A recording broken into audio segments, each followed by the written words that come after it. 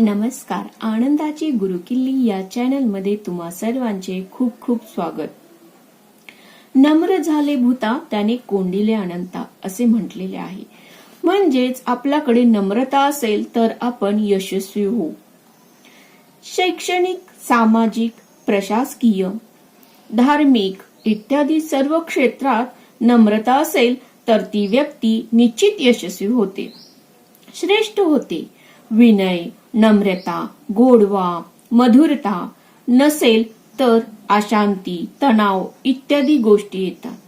मग सुख, शांती, समाधान, ऐश्वर्य, वैभव इत्यादी गोष्टी मागील दाराने पळून जातात.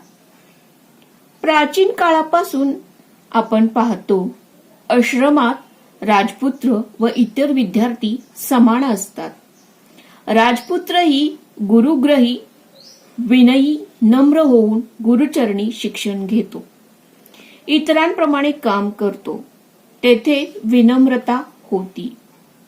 एकलव्याने गुरूंची मूर्ती स्थापन करून धनुर्विद्येचा अभ्यास केला. गुरुजींनी अंगठा मागितल्यावर तो त्वरित देऊनही टाकला. गुरूंच्या ठिकाणी अशी प्रगढ श्रद्धा होती. रामायणातील प्रसंग. रामाने रावणास ठार मारले. ज्यावेळी रामाने रावणास ठार मारले त्यावेळी प्रभू रामचंद्र लक्ष्मणाला म्हणतात, त्या रावणाकडे जा, त्याच्याकडे विद्या फार चांगल्या आहेत, त्या शिकून ये. लक्ष्मण रावणाकडे गेला आणि थोड्या वेळाने परत आला आणि रामाला सांगितलं त्यांनी, तो काही विद्या देत नाही असे म्हटल्यानंतर प्रभू रामचंद्र लक्ष्मणाला म्हणतात, तू कुठे उभा होतास? लक्ष्मणाने उत्तर दिले, मी त्याच्या डोक्याजवळ उभे होतो. तेव्हा प्रभू रामचंद्र म्हणतात, त्याच्या पायाजवळ नम्रतेने राहून विद्या शिकण्यासाठी जा. असे म्हटल्यावर लक्ष्मणाने तसे केले. तेव्हा रावणाने अंतिम घटका मोजत असतानाही त्याला विद्या दिल्या आहेत. आणि हे खरं आहे. ज्या गुरुजांच्याकडून आपण विद्या शिकत असतो त्यांच्याजवळ, त्यांच्या चरणी नम्रतेने असले तरच आपल्याला सर्व विद्या प्राप्त होतात. विद्या विनयेने शोभते. विनयरहित शिक्षण निष्फळ आहे. आज भौतिक शिक्षणाबरोबर नैतिक शिक्षण यासाठी हवे आहे. व्यवहारात सुद्धा विनयाचे महत्व आहे. समोरून येणाऱ्या व्यक्तीला हास्यवदनाने, प्रसन्नतेने नम्र होऊन मनापासून नमस्कार केला तर त्याचेही मन प्रसन्न होते, सद्भाव जागृत होतात. नाही तर अरेला का रे असेच उत्तर येते. आपण जर आहो म्हटले तर समोरचाही बोला हो म्हणतो. तो तुम्ही, तू, तुम्ही यापेक्षा आपण याचा वापर अधिक बरा वाटतो. मधुर, गोड, नम्र बोलणे यामुळे आपल्यालाही यश मिळते.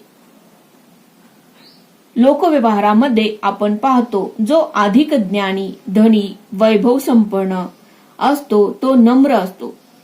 धनुष्य जितका झुकतो, नम्र होतो तितका बाण दूर जातो. विहिरीमध्ये घागर, बादली सोडली, ती नम्र झाली तरच पाण्याने भरते. तसेच आपण नम्र झालो की अंतरात्म्यात ज्ञानाचा प्रकाश पडतो. फळांनी लगबगलेली झाडे त्यांच्या फांद्या नम्र होतात. पाण्याने भरलेले ढग नम्र होतात, खाली येतात. पाण्याने भरलेली घागर आवाज करत नाही. या उलट अर्धवट भरलेली घागर आवाज करते. उथळ पाण्याला खळखळाट फार असे म्हणतात. गरजने वाले बरसते नाही. भरपूर ज्ञान असलेले शांत, संयमी, विनयी दिसतात. बऱ्याच वेळाला त्यांनी मौन धारण केलेले असते. खरं आहे, संयमी जीवन महान जीवन. सरकारी असो किंवा खाजगी असो, वेगवेगळ्या ऑफिसमध्ये नम्रतेने बोलणारे, विनयाने काम करणारे लोकप्रिय होतात. ते लोकांची मने जिंकतात. अशांना या ना त्या रूपाने बक्षीस, बढती मिळते. त्यांच्या केलेल्या कर्माची पावती त्यांना या ना त्या रूपाने मिळत असते. अर्थातच ही नम्रता, हे काम, हे सर्व अंतःकरणापासून खरे असावे. नाटकीपणा नको, नाहीतर एक दिवस पितळ उघडे पडते.